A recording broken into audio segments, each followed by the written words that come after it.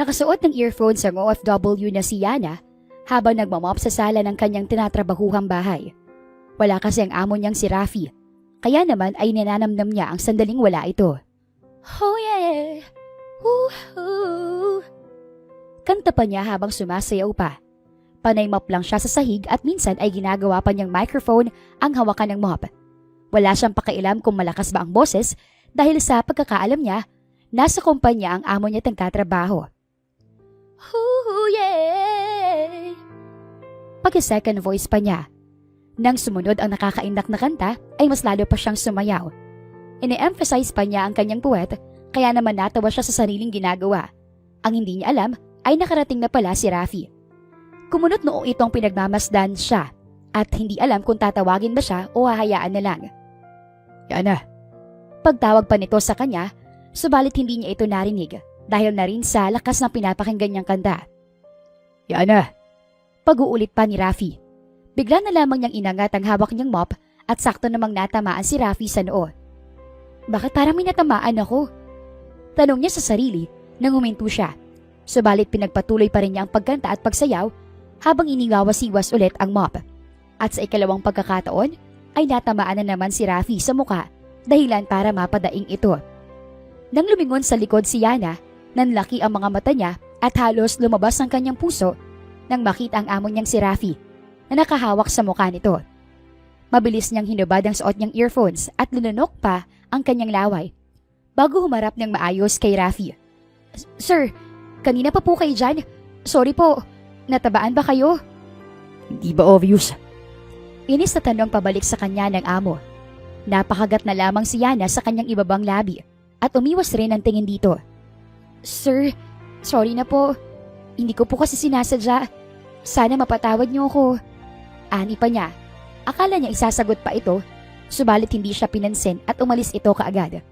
Napabuntong hininga si Yana sabay sampal ng mahina ang kanyang pisngi. Ayan kasi Yana eh. Hindi nag-iisip. Pero teka, bakit ang agang umuwi ni Sir ngayon? Hindi ko naman kasi in-expect na uuwi siya kagad ngayon eh. Si Yana Mendez, 29 na taong gulang ay isang happy-go-lucky, subalit clumsy na OFW sa Abu Dhabi. Si Yana ay laki sa probinsya, ngunit napilitan siyang mangibang bansa para sa kanyang mahal na pamilya. Nagtatrabaho siya sa amo niyang si Rafi Habib. 31 taong gulang. Ito ay isang CEO sa sariling kumpanya. Gwapo, seryoso, at bilyonaryo. Ngunit, pakiramdam nito ay may kulang pa rin dito. Si Rafi ay isa ring half Pinoy, half Arab, at fluent na fluent ito sa wikang Filipino. Sa loob ng 5 buwan bilang maid niya narito, ay madalas lang silang nag-uusap ni Rafi. Yung mga mahalagang bagay lang ang sinasabi nito sa kanya, kaya naman walang magawa si Yana kung hindi ang sumunod dito. Ayan, nakikita ko na naman ang pinagbabawal na kwarto. Nangangati ng kamay kong pihitin ang doorknob eh. Saad pa ni Yana habang naglilinis siya sa hallway kung saan nasa dulong bahagi nito ang ipinagbabawal na kwarto. Ano kayang nasa loob ng kwartong yon? Baka may taong pinatay si Sir Rafi. Ay hala, bakit ako nag-iisip ng ganun? Kahit stricto si Sir, hindi naman niya siguro magagawa yun, di ba? O baka may ginto sa loob ng kwarto.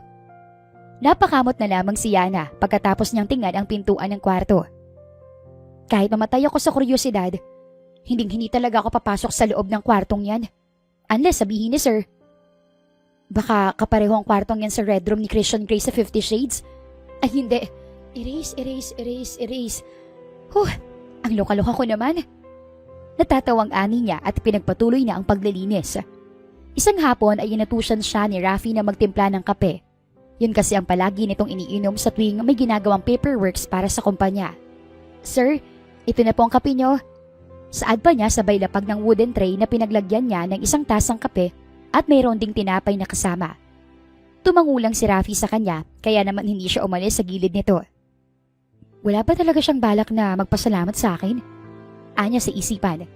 Napatingin naman si Rafi sa kanya dahilan para hindi niya putulin ang tingin niya dito. What do you want? Tanong nito kahit hindi siya tinitingnan. Aba, nag-English pa nga. Saad niya sa isipan. Wala po sir. Sagot niya dito at peke pang ngumiti. Lumabas na si Yana sa study room ni Rafi. Dala-dala ang wooden tray na dala niya kanina. Hindi ba marunong magpasalamat si Sir Rafi? Ang simple at ang dali lang namang sabihin ng thank you o salamat. Hindi niya magawa pero hayaan ko na lang. Pinapasahod naman niya ako eh. Saan niya at tumawa pa. Sa 5 buwan niyang pagtatrabaho sa amo nitong si Rafi, ay wala naman siyang ibang masabi rito. Hindi ito gaanong strikto, hindi katulad ng mga purong Arabo. Hindi nilang pinansin ni Yana ang hindi pagpapasalamat ni Rafi sa kanya dahil palagi naman itong ganun sa tuwing tinitimplahan niya ito ng kape. Ano kayang lulutuin ko mamaya? Tanong pa ni Yana sa kanyang sarili. Nang makitang isang roller skates ay sinuot niya iyon at ginamit habang nasa loob na ng bahay ni Rafi. Aliw na aliw pa siya habang binabalance ang sarili at nang unti-unti na niyang nakukuha ang balanse ay sinubukan niyang gamitin iyon habang naglilinis. Ay, ang saya naman nito. Buti lang talaga busy si Sir Rafi. Hindi niya ako makakita at mahuhuli rito. Natatawang saan niya. Naging parang ice skater si Yana habang umiikot sa malaking sala na pinagtatrabahuhan niya. Medyo napalakas din si Yana at saktong dumating si Rafi nagulat habang tinitingnan siya. Sir! Sigaw pa niya habang papunta siya sa direksyon nito. Nagulat na lang siya nang tuluyan siyang makalapit kay Rafi. Nahawakan nito ang kanyang bewang tsaka sila nadapa. Nanlaki na lang ang mga mata ni Yana nang maramdaman niya ang malambot na labi ng kanyang amo. At maging ito ay nagulat din sa nangyari sa kanila. Diyos ko naman, ang lambot ng lips ni Sir Rafi. Anya sa kanyang isipan. Nabigla pa siya nang itulak siya ni Rafi habang hinahawakan ang labi nito. Hinalikan mo ko. Hindi kita hinalikan, sir, no? Aksidente yon. Sinadya mo yata yun para maramdaman mong malambot kong lips. Hindi makapaniwalang natawa si Yana sa bintang ng amo niya. Bakit ko naman gagawin yun, sir? Hindi porket gwapo kayo, gagawin ko na yun, no? Ngayon, you-admitted na gwapo rin pala ako. Sir, hindi man po ako sinungaling na tao. Pero yung sinabi niyo kasi na baka sinadya ko, hindi yun totoo. Na out of balance lang talaga ako. At saka sana hindi mo na lang hinawakan ng bewang ko, sir eh. Hindi mo sana ako nahalikan. Paliwanag pa ni Yana. Dapat nga magpasalamat ka sa akin dahil naligtas kita. Mas okay nga pong nasaktan ako, sir eh, kaysa mahalikan yung lips mo. Anya, napailing na lang si Rafi sa kanyang sinabi at umalis na. Nakahinga naman ng maluwag si Yana nang mawala na sa kanyang paningin ang amo niya. Pinagbintangan pa talaga niya ako na sinadya ako. Bakit ko naman gagawin yun, oh? Nahihibang na ata si Sir eh. Simula nang mangyari yon ay tila mas lalong tumindi ang tensyon nilang dalawa. Minsan, kapag nasa kusina sila at aksidenteng dumadampi ang kamay ni Yana kay Rafi, ay nagiging awkward silang dalawa at naiilang pa. Isang araw, nagulat na lang siya nang tawagin siya bigla ni Rafi. Yana, come here. Minadali ni Yana ang paghuhugas ng plato at mabilis na lumapit sa kanyang amo. Bakit po, sir? May kailangan po kayo? Tanong niya rito, subalit hindi siya sinagot nito at sa halip ay naglakad ito patungong hallway. Lo, ano kayang trip ni sir? Sinundan pa niya ito ng tingin, ngunit nang makita niyang huminto ito sa tapat ng ipinagbabawal na kwarto, ay mabilis siyang napalunok ng kanyang laway. Halika rito. Diyos ko, anya at mabilis na nag-sign of the cross. Pumasok ka rito. Nang marinig niya ang sinabi ni Rafi, ay bigla na lang siyang kinabahan. Parang lumalabas ng kanyang puso mula sa kanyang katawan habang nakatingin siya sa mga mata nito. Di ba po, sabi niyo po, bawal akong pumasok rito? Pero sinabi ko niyang pwede, di ba? Kaya pumasok na tayo. Napakagat pa siya sa kanyang ibabang labi at sumunod kay Rafi nang buksan na nito ang pinto ng kwarto. Nang pumasok siya roon, halos malaglag ang kanyang bibig kakakanga nang makita ang napakaraming kayamanan sa loob. Ang daming mamahaling alahas. May mga bag pa ng mga pera at bundle ng dirhams. Saan niya sa isipan? Nang ibaling ni Yana ang kanyang tingin kay Rafi, ay seryoso itong nakatingin sa kanya. Nabigla pa siya nang hawakan nito ang kanyang balikat. Lahat ang nakikita mo rito ay magiging sayo. Basta sundin mo lang ako.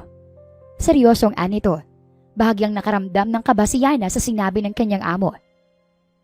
Ambinado naman po kung mukha kong pera. Pero bakit parang illegal ang gagawin ko? Baka dirty proposal ang papagawa ni Sir Rafi sa akin. Wika niya sa isipan. Turuan mo ko maging masaya, Yana. Turuan mo ko mamuhay ng simple kagaya mo. Katulad ng buhay mo. Wala sa sariling napatango si Yana habang nakatingin sa mga mata ni Rafi. Wala na kasi akong ganang mabuhay sa mundo eh. Pwede pala yun, oh. Kahit sabihin ko nasa akin ang lahat, ah. Wow, sir. Naiinggit naman ako sa sinabi niyong nasa inyo ng lahat. Sa akin kasi, wala pa. Natatawang sagot niya. I'm serious, Yana. Para sa akin, walang kulay ang mundo ko. My life is incomplete. Alam mo sir, tutulungan kita. Hindi dahil sa kayamanan at perang nandito. Pero gusto kong iparamdam sa'yo ang tunay na saya. Kahit sa simpleng pamamaraan na hindi mo inaakala. Nakangiting wika niya at kumindat pa rito. How? Pupunta tayo sa Pilipinas. Sa probinsya namin. Ready ka na ba, sir? Sa unang pagkakataon ay nakita ni Yana kung paano ngumiti ng malawak si Rafi bago ito tumango sa kanya. Kailan niyo gustong pumunta, sir? Ako magiging tour guide mo. Kung gusto mo, bukas na. Nanlaki ang mga mata ni Yana sa gulat habang nakatingin kay Rafi. Sir, bukas talaga as in? Oo naman. I can even book a flight right now if you want to. Teka nga, sir. Paano naman tong kayamanan ko? Bakit?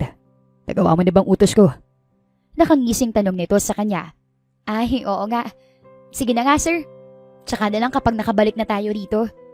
Pero teka, paano kapag naging masaya ka tapos nagustuhan mo ron? Baka hindi ka na bumalik dito, sir. Pwede bang kumuha ng konti? Para may pampasulubong ako sa kinananay? Nakangiting tumango si Rafi sa kanya, kaya naman kinuha niya ang isang bag na maraming pera at mga alahas. Okay na po to, sir. Sakto, may pambili akong pasalubong sa kanila. Pwede ka rin mamili ngayon kung gusto mo. Talaga, sir? Ang bait nyo ngayon. Maraming salamat po. Natatawang wika ni Yana at nagmamadaling lumabas na ng silid. Dala-dala ang kinuha niya sa loob ng kwarto. Inubos ni Yana ang lahat ng oras para makapamili ng pasalubong para sa kanyang pamilya. At nang matapos, ay umuwi siya para tuluyang mag-impake sa kanyang mga gamit. Akalain mo nga naman at sinuwerte pa. Akala ko, hindi na makikipag-usap si Sir Rafi sa akin eh. Nakangiting saan niya habang naglalagay ng damit sa kanyang bag. Kinabukasan ay maagang nakarating si Yana at Rafi sa airport. Nagulat pa nga si Yana dahil nasa business class sila nakaupo. Sir, sana sa economy na lang po ako. Bulong pa niya rito. Anong silbi ng pera natin kung hindi natin to gagamitin, Yana? Hindi naman natin to madadala sa hukay. Napatangunan lang si Yana at hindi nagsalita. Nakakatakot ka naman, sir. Nang banggit ka pa talaga ng hukay nasa himpapawid tayo. Natatawang umiling si Rafi sa kanya, kaya naman napa-sign of the cross siya. Pagkatapos nun, ay natulog pa siya hanggang sa nakarating sila ng Maynila. Sumakay ulit sila ng eroplano papuntang Bohol. Welcome sa Bohol, Sir Rafi! Saad pa ni Yana nang magkalabas sila ng Panglao Airport. Oh, nandito na nga tayo. Nakangiting wika ni Rafi. Ito na ang simula ng saya. Sambit pa niya at ngumiti kay Rafi. Sir, bilis! Hasakay pa tayo ng bus sa punta sa terminal eh. Sigaw pa niya nang mangkaitang may bus na. Mabilis silang tumakbo ni Rafi at nakipagkarera pa sa ibang mga pasahero. O kaming nauna at tabi! Anya kaya nahihiyang sumunod si Rafi sa kanya. Diyan ka na sa may bintana, sir. Window seat ba? Tsaka okay lang ba sa'yo kung pinasakay kita ng bus? Ayaw ko kasi sa van eh. Nasusuka ako. Siyempre naman. At isa pa, ngayon ako unang beses nakasakay ng bus eh. Talaga? Pwes swerte ka dahil kasama mo lang naman ang maganda at energetic mong tour guide. Nakangiting umiling si Rafi sa kanya, kaya naman napakamot na lang siya sa kanyang ulo. Nang mapuno ang bus ay nagsimula na itong umandar. Ngunit habang nasa biyahe, hindi maiwasan ni Yana na hindi maging komportable. Are you okay? Tanong ni Rafi sa kanya, kaya naman nagpaangat siya ng tingin dito. Ang totoo sir, hindi eh. Kita mo yung lalaking nasa gilid ko? Itong nakatayo. Parang kinikis-kis niya yung talong niya sa akin eh. Nakakadiri eh. Bulong pa niya rito. Nakita niya kung paano nagsalubong ang kilay ni Rafi, kaya naman napakagat siya sa kanyang labi. Pero okay lang sir, hindi ko nalang ipapahalata na naiinis ako sa kanya. Dagdag pa niya, subalit ang mata ni Rafi ay nakatingin na sa lalaking tinutukoy niya. Tumayo ka. Let's exchange sheets. Po, wag na sir. Ayos lang ako. Yana, sundin mo ako. Sir naman eh. Tatayo na naman ako, alam mo na mga sikip-sikip. Reklamo pa niya. Hindi naman kakayanin ng konsensya ko. Nababastusin ka lang ng pangit na lalaking yan. Nanlaki ang mata ni Yana dahil sa gulat ay natawa pa siya. Wow, first time ko marinig ang panglalait mo sir ah. Sundin mo ng utos ko. Napakamot na lang si Yana sa kanyang ulo habang sinusubukan tumayo kahit masikip. Alam mo kuya, nakakainis ka. Hindi ko ba't yung talong mo kaya wag na wag mong ididikit-dikit sa akin yan ha. Pulyaw pa niya rito. Napasigaw na lang siya nang mapaupo siya sa hita ni Rafi, tsaka siya mabilis na umupo sa pwesto nito. Habang si Rafi naman ay masamang nakatingin sa lalaking nang bastos sa kanya kanina. Ngayon, subukan niyo na ikis-kis sa akin ng... Anong sinabi mo? Talong. Malilintikas na sa akin. Palihim namang napatawa si Yana sa sinabi ng kanyang amo sa kanya. Ang lalaki namang nang bastos sa kanya kanina ay hindi na ito nakaharap sa kanila.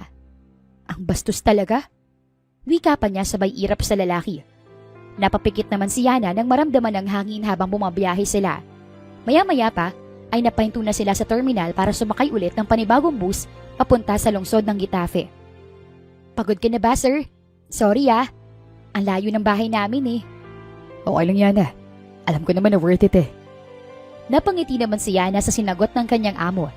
Kahit alam niyang pagod na ito, go na go pa rin ito. Para lang maranasan ang simpleng buhay na gusto nito. Nung umupo ulit sila sa bus ay si Yana na ang nasa window seat, habang si Rafi naman ang nasa tabi nito. Nakangiti pang nakaupo si Yana at maya-maya pa ay bigla na lang siyang nakailip. Si Rafi sa kabilang banda ay napangiti rin nang aksidenteng nauntog ang ulo ni Yana. Ay, Yana. Anya at mahinang tumawa. Kinuha niya ang ulo ni Yana at pinasandal sa kanyang balikat. Ayan, para hindi mauntog ang ulo mo. Bulong ni Rafi habang mahimbing pang natutulog si Yana sa tabi niya. Nakanganga pa talaga siya. Dagdag pa niya nang makitang nakanganga ang dalaga. Sinubukang itikom ni Rafi ang bibig ni Yana, subalit maya't maya ay ngumanga ito. She's so funny. Komento pa niya at tumawa. Tinapik niya ang buhok ni Yana at sinandal din ang kanyang ulo sa ulo nito para matulog. Nang magising si Rafi ay tiningnan niya si Yana na natutulog pa rin. Yana, wake up. Gumising ka. Mahinang paggising niya dito at kalaunan ay nagising din ang dalaga. Sir, anong ginawa ko? Wala. Pinasandal lang kita sa balikat ko kasi nauntog ang ulo mo kanina. Tingnan mo noo mo. May pulang marka. Natatawang saad pa niya. Dali-daling kumuha ng maliit na salamin si Yana sa bag nito at mabilis na tiningnan ang sinabi niya. Nanlaki pa ang mga mata nito nang may makita itong maliit na bukol. Ano ba to, sir? May maliit na bukol ako sa gilid. Baka gusto mong iuntog ulit ang ulo mo para sa kabilang gilid naman. Tutubuan na ng sungay yan. Natatawang tugon ni Rafi. Tiningnan pa siya ng masama at matalim ni Yana, kaya naman ay mas natawa pa siya rito. Hindi nakakatawa, sir Alam mo, marunong ka na magbiro sa akin Nag-upgrade ka, daig mo pang iPhone. Napailing na lang siya sa sinabi ni Yana sa kanya at umayos ng upo. Nasa Buena Vista na po tayo. Pagkatapos ito, Getafe na. Nang makarating sila sa lungsod, ay sumakay pa sila ng tricycle. Sir, konti na lang malapit na tayo. Hindi naman ako nagreklamo, Yana. Alam mo yun. Pero excited ako. Nakangiting saad ni Rafi sa kanya. Makalipas ng ilang minuto ay huminto na ang sinasakyan nilang tricycle. Labis na lang ang pagtataka niya nang makitang wala ng bahay sa ninuntuan nila. Mukhang disappointed ka ata, sir Hindi naman sa ganun. Ate na nag-expect it. Oo nga, kailangan pa nating maglakad, sir. Pero hindi naman ganun kalayo. Tumango lang siya sa dalaga at nagsimula ng maglakad.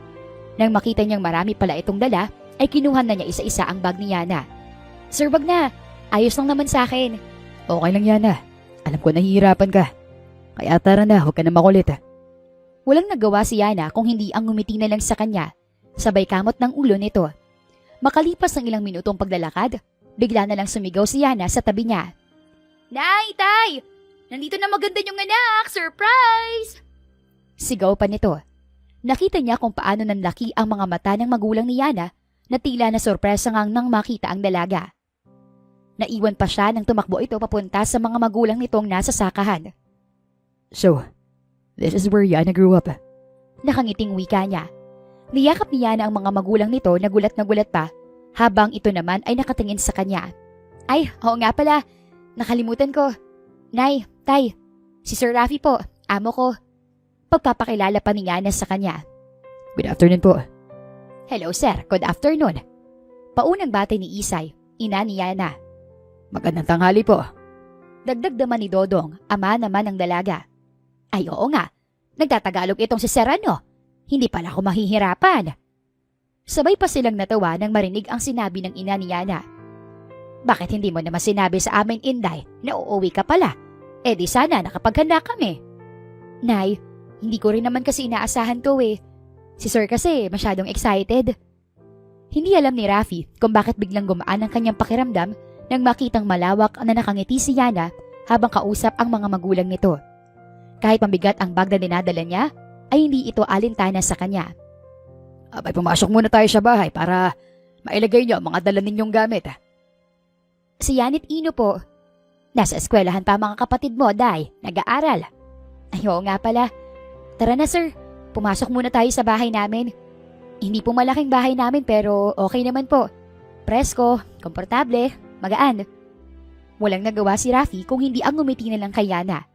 At kahit kaya dating pa lang nila sa probinsya, parang excited na siya sa mga susunod na araw dito. Nay, Tay, marami akong dalang pasalubong sa inyo. Panimula pa ni Yana nang makapasok sila sa loob ng bahay nito. Tama nga si Yana. Presko, komportable, at magaan ang bahay nila. Sobrang simple. Ani Rafi sa kanyang isipan. Nakita ni Rafi kung paano lumawak ang ngiti ng mga magulang ni Yana habang tinitingnan ang mga pasalubong na dinala nito. Ang sarap naman tingnan ng mga ngiti ninyo. Nakakawala ng pagod. Wika pa ni Yana. Nak, salamat ha. Alam mo, hindi naman namin kailangan ng pasalubong eh. Sobra-sobra tong binigay mo. Oo nga, Day. Maraming salamat ha. Ay sus, ng bola pa talaga. Pero masaya po kung nagustuhan yung dinala ko. May binigay kasi si Sir Rafi sa akin kaya nakabili ako ng mga pasalubong. Sambit ni Yana at tumingin ito sa kanya habang nakangiti. Hindi alam ni Rafi kung bakit bigla na lang tumibok ang kanyang puso habang nakatingin sa mga mata at ngiti ni Yana. Sir? Hoy! Okay na po ba kayo? Bakit kayo nakatitig sa akin? Para kang nakakita ng multo eh. Natatawang tanong pa nito sa kanya dahilan para mapabalik siya sa kanyang sarili. Wala. Natutuwa lang ako sa inyo. Wow, kakarating pa lang natin dito. Magpahinga muna kayo dyan, anak. Maghahanda lang kami ng tatay mo. Naku, mawag na, ako na lang po. Alam kong pagod kayo sa sakahan. Huwag po kayong mag-alala. Nakatulog naman ako kanina sa biyahe. Nakangiting saad ni Yana sa kanyang ina. Napangiti na lang si Rafi kay Yana. Naalala kasi niya ang nangyari kanina. Kitang-kita pa niya ang maliit na bukol sa noo ni Yana. Ako na pong titingin ko anong pwedeng pang-ulam dito sa bahay.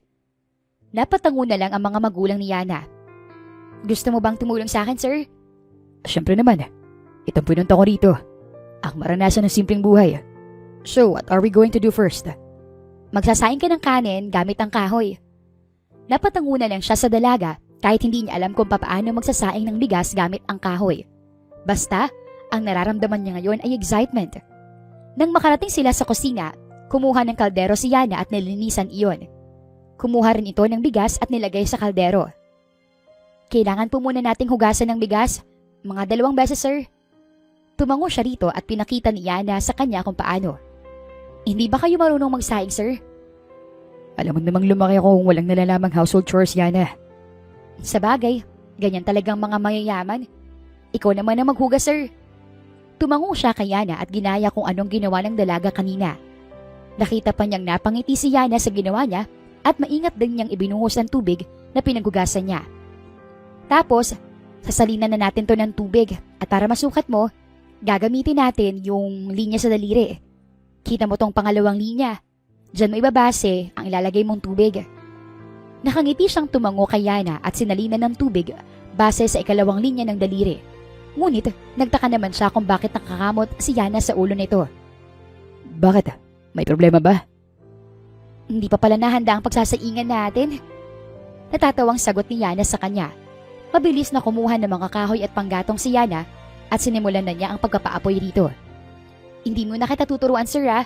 Kasi baka mapano ang bigas eh. Nalagyan pa naman na natin ng tubig yan. Turan pa ni Yana sa kanya at mahinang tumawa. Napatitig lang siya rito habang ginagawa nito ang pagpapaapoy ng kahoy. Ayan, okay na to. Napatawa naman siya ng mahina nang may dumi sa ilong ni Yana. At sa hindi malamang dahilan, bigla na lang niyang pinahira ng dumi na nasa ilong ni Yana. Nakita niya kung paano nanlaki ang mga mata ng dalaga dahil sa kanyang ginawa, subalit hindi niya iyon pinansin. Sorry. Ayoko lang kasing makita may dumi sa mukha mo. Natatawang Anya. habang si Yana naman ay nakatulalang nakatingin sa kanya. Okay ka lang ba, Yana? Opo. Pagkatapos nun ay nagluto na sila ng ulam. Nagulat pa nga siya nang makitang kumuha ng kakaibang gulay si Yana galing sa puno ng saging. Ano yan? Puso ng saging, sir. Specialty ko to. Promise, kapag natikman mong puso ng saging sa gata kapares ang masarap na tuyo, makakalimutan mong pangalan mo. Napatawa na lang siya sa sinabi ni Yana sabay tango rito. Sabi mo yan Paano kapag hindi ko nakalimutan ang pangalan ko? Eddie, better luck next time. Patanong na saan ni Yana tsaka sila napatawa. Nakatingin lang si Rafi kay Yana na ginagawa ang pagbabalat ng puso ng saging. Kahit gusto niyang tumulong, pinigilan siya nito. Tatawagin naman kita kung kailangan ko ng tulong Nakangiting saad ni Yana sa kanya. Hindi niya mawari kung bakit may naramdaman siyang kakaiba sa kanyang dibdib. Habang nakatingin sa nakangiting si Yana, tumango na lang siya rito kahit nakakaramdam ng kakaiba sa dibdib niya. Makalipas ng ilang minuto, ay naluto na ang sinaing nilang kanin. Ang galing natin, naluto ang bigas Komento pa niya kaya napangiti si Yana. Tahimik lang niyang tiningnan ang dalaga habang nagluluto. Ngunit hindi niya maiwasang mapangiti nang maamoy ang mabangong ginisang sibuyas at bawang. Gusto mo bang tulungan na kita dyan? Alok niya nang makitang nagkakayod ng niyog si Yana. Pwede po ba, sir? Pero hindi niya naman po alam paano Madali lang yan para sa akin. Huwag kang mag-alala. Tumayo na si Yana. Siya naman ang umupo at sinimulang kayurin ng niyog. Enjoy na enjoy pa siya kahit pakiramdam niya ay para siyang nag-workout. Nang matapos ay pinigana iyon ni Yana at tinulungan din niya ito. Aksidente pang nahawakan ni Yana ang kanyang kamay, kaya naman napatingin siya dito habang may nararamdamang kakaiba na naman sa kanyang dibdib. Sorry sir, hindi ko sinasadya. Nakangising saad ni Yana. Tumango lang siya rito kahit ang totoo ay parang sasabog ng kanyang puso dahil sa kaba. Habang nagluluto si Yana, hindi niya ito maiwasang titigan. Kaya naman sa tuwing nahuhuli siya nito, mabilis niyang iniiwas ang kanyang tingin rito. Sir, punta ka muna sa labas. Ako na maghahanda rito. Pero, ay sus, wag na magpero-pero. Kaya ko na to. Lumanghap ka muna ng sariwang hangin sa labas. Appreciate mo muna yung nature. Saad pa ni Yana sa kanya, sabay kindat. Napailing na lang si Rafi habang nakangisi kay Yana. Tsaka siya lumabas ng bahay gaya ng sabi nito. Doon bumungad sa kanya ang presko at sariwang hangin ng probinsya. Lalo na't sakahan ng harap ng bahay ni Yana. That's what it feels like to be in the province. Ang sarap, ang gaan, ang presko. Komento pa niya habang pinapakiramdaman ng simoy ng hangin. Maya-maya pa ay tinawag siya ni Yana. Hindi niya namalayan na nasa labas na pala naghanda ng pagkain ng dalaga. Halika na sir. Nay, tay, kain na po tayo. Sigaw pa ni Yana. Mabilis namang nakalapit ang mga magulang nito at naghugas ng kamay. Ay, ang specialty ni Yana. Ginataang puso ng saging na may kasamang tuyo. Tingnan mo na sir, pero dapat nakakamay. Natatawang saad ni Yana sa kanya. Alam mo ba kung paano? I can try, paano ba? Ganito. Sagot pa ni Yana at pinakita sa kanya kung paano kumain gamit ang kamay. Sinubukan niyang gawin iyon subalit nahuhulog ang pagkain. Masasanay ka rin sir. Pero teka, nakalimutan mong pangalan mo no? Natikman mo na yung ginataang puso ng saging ko Hindi ko nga masubo ng maayos Yana. Sabay naman silang napatawa at pinagpatuloy na ang pagkain. Pagkatapos nun ay nagpahinga na sila. Bukas na lang po natin sisimulan yung ating adventure sir. Sigurado kung hindi mo na talaga gustong bumalik pa ng Abu Dhabi. Kinabukasan ay maagang nagising si Rafi. Tila naging maganda rin ang kanyang tulog at komportable pa siya sa kanyang tinulugan. Good morning, sir. Nakangiting bati ni Yana sa kanya. Good morning, Yana. Ano nang gagawin natin? Wow, excited na excited ka. Feeling ko nga full charge ka na Ang lakas ng hilik nyo. Ako? Humilik ako? Biro lang, sir. Natatawang tugon ni Yana sa kanya. Nakita niyang kumuha ang dalaga ng isang rattan basket at malaking gunting. Saan tayo pupunta? Anong gagawin natin? Kukuha tayo ng mga talong, kamatis at pipino. Saan naman? Sundan mo na lang ako. Nakangiting tugon ni Yana. At gaya ng sabi nito, ay sumunod siya rito. Nagpunta sila sa likod ng bahay ni Yana at doon bumungad sa kanya ang samot-saring taniman ng prutas at gulay. Wow, ang dami. Komento pa niya nang makita ang iba't ibang bunga ng gulay at prutas. Gusto mong subukang mamita, sir? Nakangiti siyang tumango kay Yana, tsaka siya binigyan ng malaking gunting nito. Dito muna tayo sa mga kamatis. Madali lang namang alamin kung anong kukunin. Kapag orange na siya, pwede nang harvestin. Isa-isa niyang kinuha ang mga hinog na kamatis gamit ang gunting, habang si Yana naman ay kamay lang ang gamit. Labis niyang na-enjoy ang pagkukuha ng hinog na kamatis. Hindi niya namalayan na pati ang mga hindi pa hinog ay nakuha niya. Ala Yana, nakuha ko yung hindi hinog. Inosenteng sumbong niya sa dalaga. Napatawa naman si Yana sa kanya. Okay lang sir, makakain pa rin naman kahit hindi hinog. Gusto mo bang kumuha naman ng talong at pipino? Mabilis siyang tumango at lumapit rito. Tinuruan siya ni Yana kung ano ang pwedeng kunin. Habang tinitingnan niya si Yana ay hindi niya maiwasang mabighani sa ganda nito. Wala ito ni isang kolorete sa muka at sobrang natural pa. Sir, baka kinukulam niyo na ako sa mga titig niyo yan ha? Hindi ah. Wala sa wisyong sagot niya rito. Nang matapos mag-harvest, ay inaya naman siya ni Yana para magpunta sa ilog. Anong gagawin natin dun? Mangingisda. Alam mo bang maraming isda sa ilog namin? Sigurado ka bang safe lang kainin ng mga yun? Wala ka bang tiwala sa akin? Hindi naman kita tetegiin eh. Natatawang tugon ni Yana. Napailing na lang siya dito sabay tango. Tahimik lang siyang nakasunod sa dalaga, subalit mabilis niya itong nasalo nang bigla itong madula sa isang malaking bato. Napatitig si Yana sa mga mata niya at ganoon din siya. Okay ka lang ba? Tanong niya rito. Napalunok pa si Yana ng laway bago tumango sa kanya. Daan-dahan lang Yana. Sinubukan niyang tumayo ni Yana at pekang ngumiti sa kanya. Siyempre naman sir, masyado lang kasing madulas kaya ganun ang nangyari. Nagkibit balikat lang siya rito, tsaka mahinang tumawa. Nang makarating sila sa sinasabing ilog, ay mabilis inihagis ni Yana ang dalang fishing rod dito. Maya-maya pa, ay napasigaw na lang si Yana nang may maramdamang kumagat sa pain na nasa rod. Sir, may huli na ako oh. Ikaw naman. Saad pa nito sa kanya. Alam mo naman kung paano gamitin, di ba? Tagdag na tanong ni Yana habang nilalagyan ng panibagong pain ng rod. Ganito sir, hindi ka na nakakapagsalita riyan eh. Sambit pa nito at hinawakan ng kamay niya. Bigla na namang bumilis ang tibok ng puso ni Rafi habang nakatingin sa mga kamay nila ni Yana. Nang bitawan siya nito, doon lang siya bumalik sa tamang pag-iisip. Naging maganda ang karanasan ni Rafi sa pangingisda nila Yana sa ilog. Nang makauwi sila, ay nagluto rin sila ng almusal para sa kanila at sa pamilya rin ni Yana. Hindi lubos akalain ni Rafi na sa paglipas ng mga araw at linggo ay tila mas gumagaan at napamahal siya sa lugar. Alam mo, naiinggit ako sa'yo. Wika pa niya habang nasa treehouse sila ni Yana. Napatingin naman ang dalaga sa kanya at napakunot ng noo. Bakit naman sir? Kasi nakita ko kung paano kasaya ang pamilya mo. Ang rason kung bakit ka nagsisikap at nagkasakripisyo para magtrabaho ng maigi sa ibang bansa. I really admire you for that, Yana. Hindi katulad ng buhay ko. Oo, masasabi mo na sa akin ng lahat. Pera, kayamanan, kapangyarihan. Pero wala namang pinaglalaanan ng pagsisikap ko sa pagtatrabaho.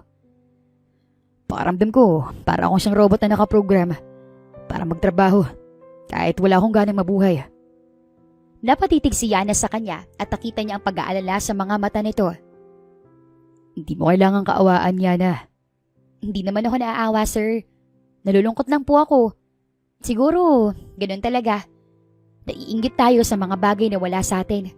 Pero minsan, kailangan din naman nating maging grateful, sir. O kaya, humanap ng rason para mas magkaroon pa tayo ng gana para mabuhay. Nakangiting tugon ni Yana sa kanya. Oo nga, maraming rason para mabuhay. At hindi ako nagsisisi na dito mo ako dinala sa probinsya kung saan ka lumaki. Labis ang saya ko, Yana. Mas magiging masaya ka pa, sir. Dahil fiesta na sa susunod na linggo. Sigurado ako mag-e-enjoy ka. Malawak ang ngiti ni Rafi habang nakatingin kay Yana. Hindi niya mawari kung bakit sa pagdaan ng mga araw ay masaya ang puso niya sa tuwing kasama ang dalaga. Ayos lang po ba tong suot ko sa kasal ni Insan Cheryl? Tanong ni Yana sa kanyang ina habang nakatingin sa salamin. Nakasuot ang puting bestida ang dalaga at hindi makakailang lumilitaw ang natural na ganda nito. Si Rafi sa kabilang banda ay hindi maiwasang mapako ang kanyang tingin sa dalaga. Oo naman anak, bagay na bagay sa iyo yung suot mo. Hindi po ba si Rafi? Hindi siya nakasagot agad dahil alagaga ang kanyang tingin kay Yana. Subalit, nang maramdamang nakatingin si Yana at isay sa kanya, ay doon lang siya napakurap. Oo naman po. Bagay kay Yana. Kabado ngunit nakangiting sagot niya rito. Napakamot na lang si Yana sa ulo nito habang naiilang na nakatingin sa kanya. Sabay silang nagpunta ng chapel dahil doon ikakasal ang pinsan ni Yana. Simple ngunit puno ng pagmamahal. Habang nasa kalagitnaan ng seremonya, hindi pa rin niya maiwasang tingnan si Yana na nagpapakulot ng noo sa kanya. Sir, wala namang duming mukha ko, hindi ba? Bulong pa ni Yana. Ang ganda mo lang kasi kaya hindi ko maiwasang tingnan ka. Napatitig si Yana sa mga mata niya at doon din niya napagtanto ang kanyang sinabi. Subalit, hindi na niya magawang bawiin ang sinabi niya rito. Wala akong piso, sir, no? Napatawa naman siya sa sinagot ni Yana sa kanya sabay iling. Nang matapos ang kasal, ay hindi na sila nakikain dahil alam nilang puro karne lang ng baboy ang handa roon. At sa halip, ay may pinahanda na lang na budol fight ang pamilya ni Yana para sa kanya. Wow! Komento pa niya nang makita ang nakahilerang mga pagkain. May tuyo, pansit, ensaladang talong, okra, kamatis, bagoong, native na lechong manok, pritong isda, at iba pang mga gulay. Surprise, sir! Alam mo naman na fiesta ngayon pero alam din namin na hindi ka kumakain ng karne ng baboy. Kaya ito, ipaparanas namin sa'yo kung gaano kasarap ang budol. Habang naguhugos sila ng kamay ni Yana, ay hindi niya maiwasang mapangiti rito. Thank you, Yana. Napatingin si Yana sa kanya at ngumiti pa. Walang anuman, sir. Masaya po kung nakikita kitang masaya at nag-e-enjoy rito sa kinalakihan ko. Nakangiti silang nagpunta kung saan naroon ang budol fight na hinanda ng pamilya ni Yana. Masaya nilang pinagsaluhan ng mga pagkain nandoon. Sa mga oras na yon ay masayang-masaya ang puso ni Rafi habang kasama ang pamilya ni Yana. Lalo na ang dalaga nagpapakilala sa kanya sa simpleng buhay na mayroon dito. Gusto mong maligo sa ilog, sir? May mga isda ron, di ba? Anong akala mo? Isa lang ang ilog dito? Hindi kaya? Natatawang sagot ni Yana sa kanya. Oo na. Natatawang tugon naman niya. Excited na nakasunod si Rafi kay Yana papunta sa sinasabi nitong ilog. Gaya ng mga nakaraang pamamasyal kasama si Yana, hindi niya mawari kung bakit ganoon na ang kasaya sa kanyang puso. Sana. Naging masaya ka rin kasama ko, Yana. Bulong pa niya habang nakatingin dito. Charan! Ang ganda, di ba? Masiglang saad ni Yana sa kanya nang makarating sila sa sinasabi nitong ilog. Ang ganda nga. Wala sa sariling sagot niya sabay titig kay Yana. Lo, sinasabi ko talaga sa'yo, Sir Rafi. Baka nahulog ka na sa akin, ha? Pagbibiro pa sa kanya ng dalaga, subalit hindi niya pa rin pinuputol ang tingin dito. Baka nga ikaw pang nahuhulog sa akin, Yana. Pabalik na biro pa niya rito. Bigla na lang tumalon si Yana sa ilog dahilan para matawa siya. Maligo ka na nga lang, sir. Ang galing mo mag-imbento ng kwento. Napailing na lang siya kay Yana at sumunod ng lumusong sa ilog. Nakita niya pa kung paano lumawak ang ngiti ng dalaga nang magsimula na siyang maligo. Doon ay tinreasure ni Rafi ang mga sandaling kasama niya si Yana. Sir, halika! Pagtawag ni Yana sa kanya, kaagad naman siyang lumapit sa dalaga at nagtungo sa isang bahagi ng ilog kung nasaan ito. Ano meron? Wala, tinawag lang kita. Hindi ba pwede? Natatawang tugon ni Yana. Pinagtitripan mo nga lang talaga ako, ha? Hindi naman, sir. Gusto ko lang sabihin sa'yo na masaya akong binigyan mo ako ng pagkakataon para ipakita sa'yo yung buhay na kinaginsnan ko. At sana, hindi ka nagsisi na sumama ka sa akin dito. Alam mo naman talagang hindi ako nagsisisi na sumama ako sa'yo rito. Simula nung unang araw ko rito, palagi ko sinasabi sa sarili ko na kung gaano ako nagpapasalamat dahil naging bukas ako sa'yo nung nasa Abu Dhabi pa tayo. Alam kong hindi ako perpektong amo dahil wala namang perpekto. Pero alam ko rin hindi ako ganun kabait. Ni minsan nga, hindi ako nagpapasalamat sa iyo kapag tinitimplahan mo ako ng kape. Ay, aware ka po pala, sir. Alam mo bang ang sarap mong suntukin? Kahit simpleng thank you or TY man lang wala. Natatawang tugon ni Yana sa kanya kaya naman hindi rin niya maiwasang matawa.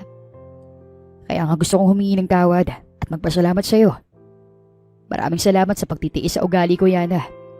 At sorry rin sa inasal ko. Alam mo, sir, okay na yon. Nabayaran na yun ang mga kayamanan mo.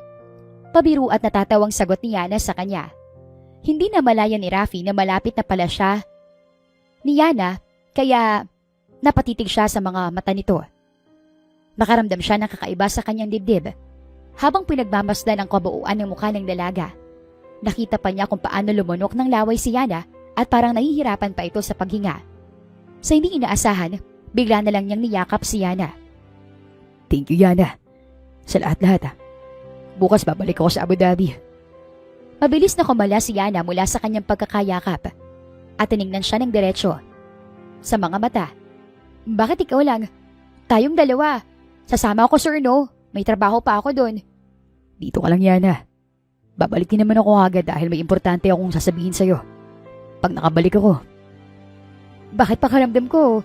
Hindi totoo ang sinasabi mo. Baka sinasabi mo lang yan, pero ang totoo, wala ka ng balak bumalik dito.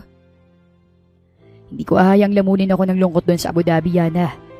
Kung alam mo lang kung gaano ko gustong makasama ka. Nakagat ni Yana ang ibabang labi nito sa sinabi niya, dahilan para mapangiti siya rito. Anong gusto mong sabihin sa akin? Lumapit siya sa tenga ni Yana at bumulong. Malalaman mo rin pagkabalik ko rito. Kailangan mo lang ihanda ang sarili mo. Dadalhin mo bang kayamanan ko? Pagbibirong tanong ni Yana sa kanya. Siyempre naman. Yun ang sinabi't pinangako ko sa iyo eh. Nakangiting tumango si Yana sa kanya, tsaka siya nito binasa ng tubig. At doon ipinagpatuloy nila ang pagtatampisaw sa malamig na tubig ilog. Nang gumabi ay nagpunta sila sa treehouse at doon nila sabay na tiningnan ang langit. Mabilis ka lang ba doon sa Abu Dhabi? Baka hindi ka na nga bumalik dito kasi may makita kang babae doon. Natatawang saad ni Yana sa kanya habang nakatingin sa kawalan. In short, may miss mo ko. Bakit naman hindi? Kakainis to. Narinig pa niyang bulong ni Yana. Promise, mabilis lang ako. Dadalhin kong kayamanan mo. Wala na akong pakialam sa kayamanan. Kung hindi, ano? Sino? Ikaw. Ano? Wala, sir. Niyakap ni Yana ang sarili nito nang humihip ang malamig na hangin. Kahit gusto ni Rafi na siya ang yumakap dito, ay hindi niya kayang gawin. Pagbalik ko rito, magagawa ko rin yun. Saad niya sa kanyang sarili. Kinabukasan ay maaga siyang nagising. Hinatid siya ni Yana sa pier, ngunit habang hindi pa siya nakakasakay ng barko, ay nakita niya kung gaano bumagsak, hindi lang ang balikat ng dalaga, kundi pati na rin ang mukha nito. Mag-iingat po kayo, sir, ha? Pagkarating niyo sa Cebu, sumakay lang kayo ng taxi papuntang airport. Maraming beses mo na yung sinabi sa akin, Yana. Na-record ko na nga yan eh. Natatawang tugon niya rito. Nag-aalala lang. Mag-ingat po kayo. Hindi nang tagal ay pumasok siya sa terminal. Si Yana sa kabilang banda ay mas lalo pang nalungkot nang hindi niya makita si Rafi. Bakit ko nararamdaman to? Gusto ko na ata si Sir Rafi. Saad niya sa kanyang sarili. Hanggang sa pagdating niya sa kanilang bahay ay hindi rin mawala ang lungkot sa kanyang muka. Ay, kakaalis lang pala ni Sir Rafi. Namiss ka agad? Pang-aasar pa ng kanyang ina na si Isay. Nanay naman eh. Hindi ko nga nasabi sa kanya yung totoong nararamdaman ko. Alam mo, nak, darating din ang tamang panahon para dyan. Makalipas ang ilang araw ay tila bumalik sa normal ang buhay ni Yana. Buhay na kanyang kinalakihan, buhay na kanyang kinagisnan, at buhay na kanyang nakasanayan. Subalit habang dumaraan ang mga araw, ay ganoon na rin kalaki ang kanyang pagkamis kay Rafi. Nababaliw na nga ata ako. Namimiss ko yung taong hindi ko naman sinabihan ang totoong nararamdaman ko para sa kanya. Saad pa niya sa sarili habang nakaupo siya sa may treehouse. Lahat ata ng mga bagay na nakakita ko, palagi ko naaalala si Sir Rafi. Hindi ko na malaya na nahuhulog na pala ako sa kanya, sa mga titig at mga ngiti niya. Nang magpunta siya sa kabilang hardin, ay doon siya namitas ng mga makukulay na bulaklak. Gagawin ko tong bracelet at corona.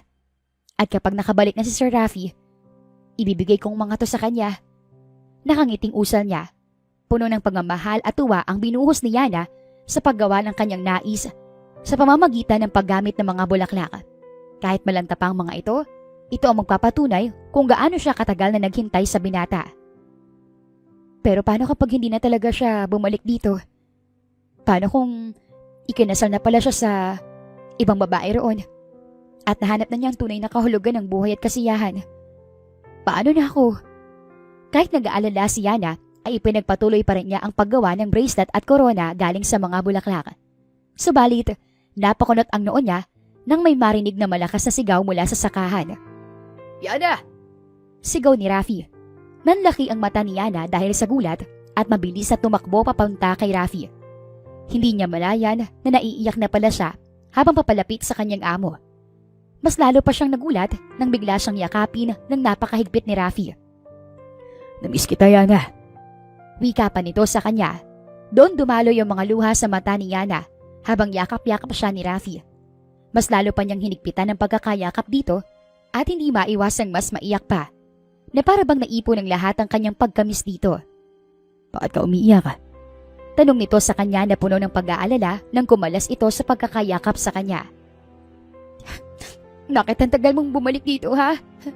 Hindi mo ba alam na para na ako mababaliw? Sagot pa niya rito at hinampas ang dibdib ni Rafi. Napatawa naman ang binata sa kanya tsaka siya niyakap ulit nito. Sabi ko naman sa'yo na may gagawin lang akong importante ron. At ano naman yun, Sir Rafi? Napailing si Rafi sa kanya at hinawakan ang magkabilang pisngi niya. Inaayos ko lang ang negosyo ko ron. At may iaalok din sana ako sa'yo. Anong iaalok mo sa akin? Kabadong tanong ni Yana rito. Hindi alam ng dalaga kung bakit bigla na lang bumilis ang tibok ng kanyang puso habang nakatingin sa mga mata ni Rafi. Aalokin kita ng kasal. Nanlaki ang mga mata ni Yana habang nakanganga naman ang kanyang bibig. Hindi niya alam kung nagbibiro lang ba si Rafi o kung seryoso ito sa sinasabi nito. Seryoso ako, Yana. Teka, bakit mo ko aalokin ng kasal? Hindi nga tayo eh. Kailangan pa bang maging tayo para alokin kita ng kasal? I like you, Yana. Sa paglipas ng mga araw, linggo at buwan na nakasama kita rito sa probinsya, nahulog ng loob ko sa'yo. Hindi ko alam kung kailan nagsimula. Pero sadyang nangyari na lang eh. Sigurado ako sa sarili ko na gustong gusto kita. Ang duwag mo. Bakit hindi ka umamin sa akin nung hindi ka pa nakakaalis dito? Bakit pinaghintay mo pa ako? Hindi rin man madali yun para sa akin.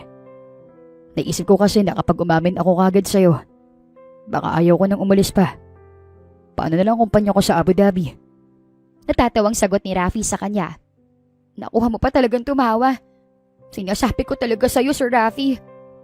Huwag mo na akong tawagin, Sir Rafi. Halikan talaga kita. Na para bang kaya mong gawin yun, Sir?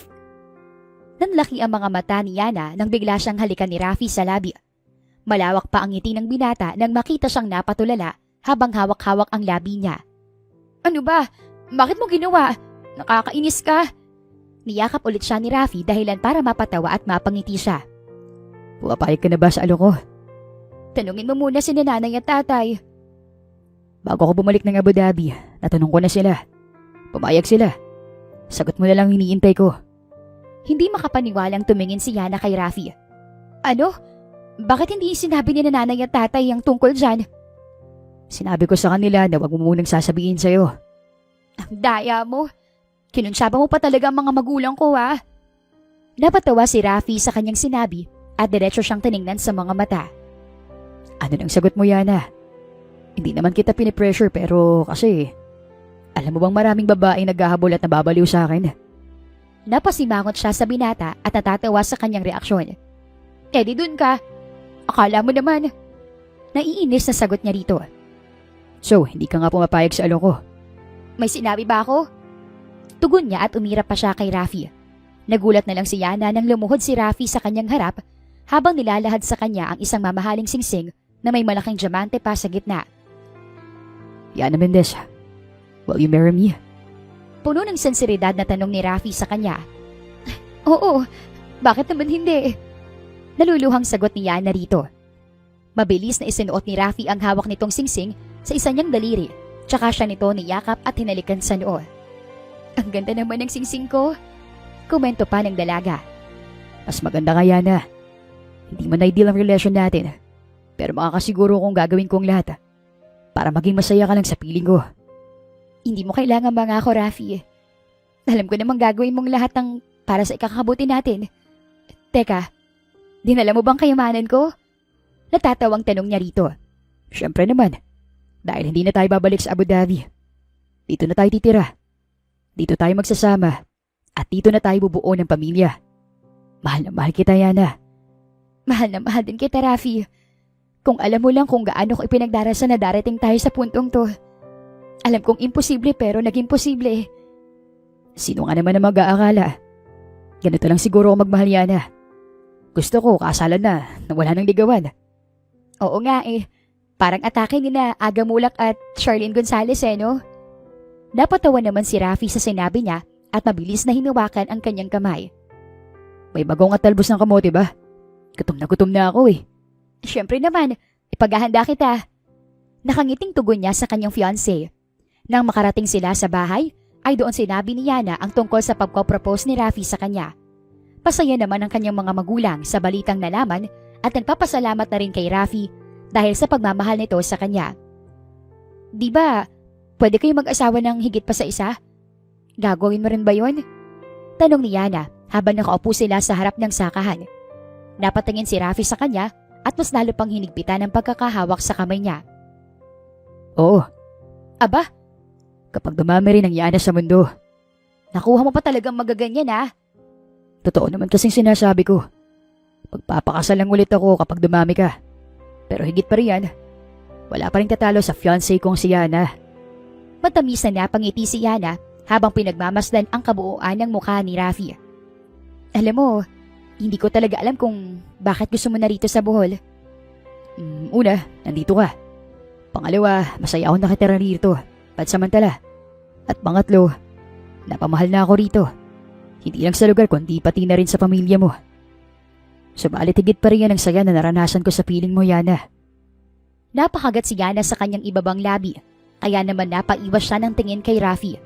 Bigla na lang nitong hinawakan ang kanyang baba at pinatingin siya rito. I love you, Yana ko. I love you too, Rafi ko. Matamis sa tugon niya rito.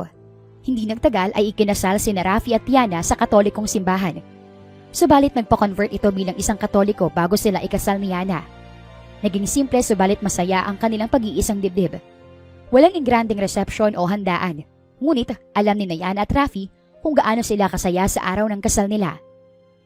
Ang saya-saya ko sa kasal natin, mahal ko. Wika ni Rafi nang makapasok ito sa kanilang kwarto. Bago sila ikinasal ni Rafi, ay nagpatayo rin sila ng bahay para sa kanilang mag-asawa. Ang bahay naman ng pamilya ni Yana ay pinarenovate rin niya gamit ang perang ipinangako ni Rafi sa kanya noon. Oo nga eh. Alam mo ba, mabutit hindi ka nalasing sa tubang ininom niyo ni tatay. Hindi naman kasi nakakalasing, mahal. Tamis pa nga eh. Natatawang saad ni Rafi sa kanya kahit pulang-pula na ang mukha nito. Talaga lang ang pula na nga ng mukha mo eh. Sigurado ka bang hindi ka lasing? Hindi no. At isa pa, bakit ako malalasing? May gagawin pa tayo ngayon, di ba?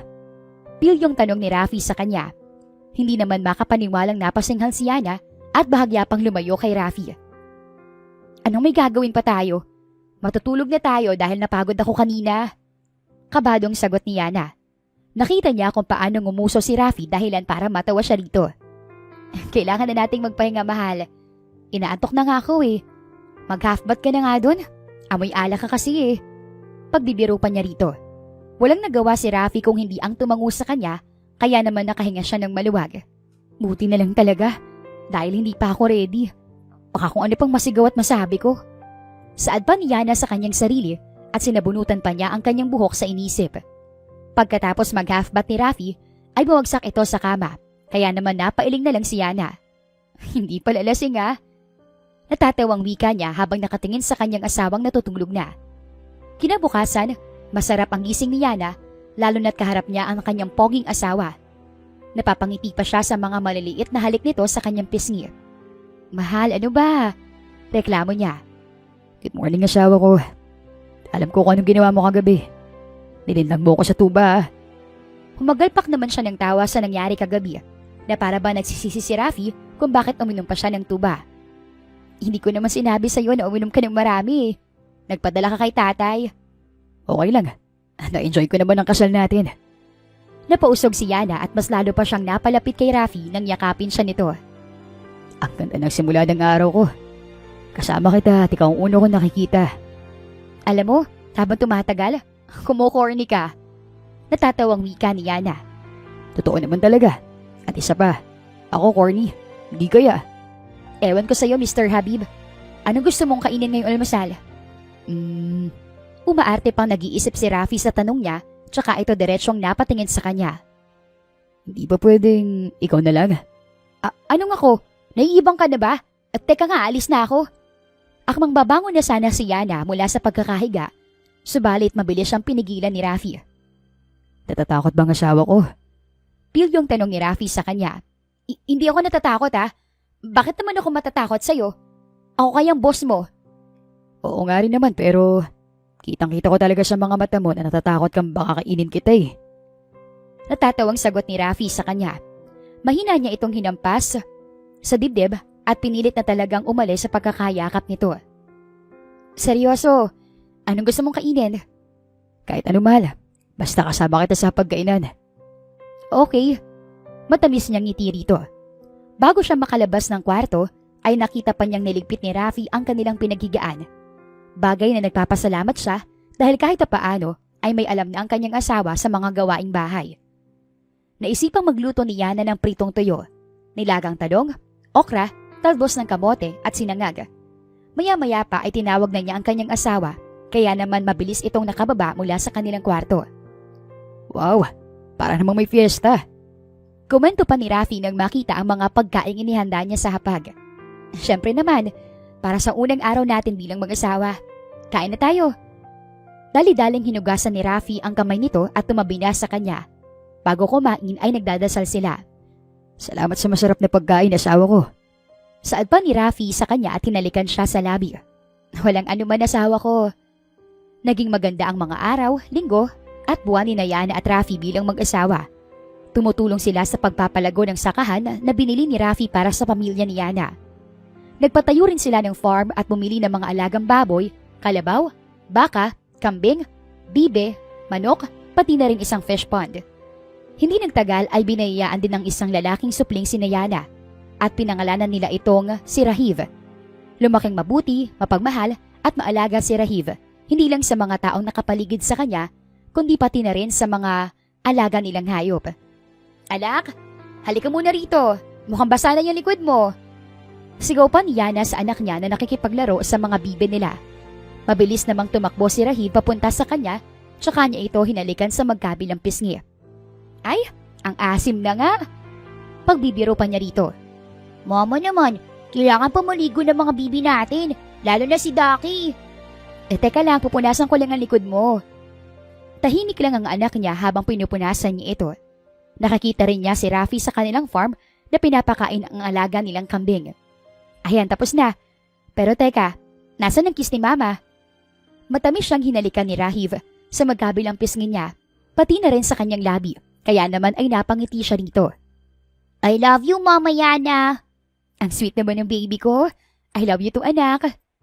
Bago pa man makaalis ang anak niyang si Rahiv, ay siya pang paglapit naman ni Rafi sa kanila. Ano meron dito? Wala naman po, Papa. Sabi ko lang kay Mama na I love you. Ang sa akin, asan?